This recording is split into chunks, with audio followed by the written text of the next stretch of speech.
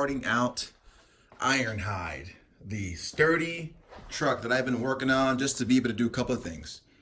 Teach my kids the value of self-reliance, teach them how to work with their hands, how to have pride in what you do.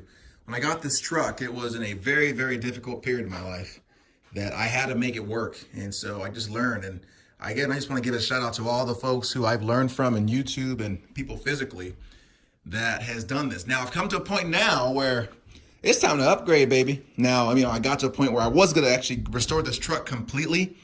And I'll show you a picture of what it looked like prior to. But my wife and I won a crew cab. And you consider all the things that you're going to do to it.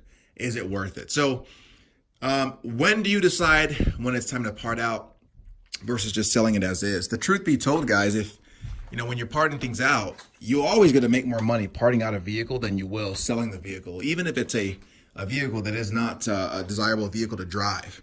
The question that you have to ask yourself is, do you have the patience and do you have the storage? Because every piece added up together, it's someone's treasure. Someone wants it. Someone needs it.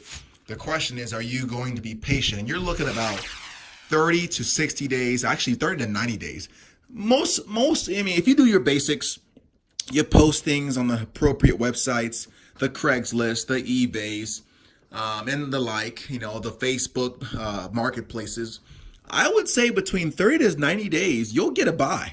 And you'll be able to work with them. Maybe your price won't be ideal, and so you have to kind of work, but you should be able to get rid of it. So between that time, do you have the time? If not, just let it go. So that's all, guys. Just again, parting this thing out, and I'll show you a couple of things while I do it, because I redid the headliner, redid the carpet. We did a lot of things. Dynamated the thing for sound. We did that. Replaced the radiator, replaced a condenser, the compressor. We did just about everything to this thing. So we'll be showing that moving forward.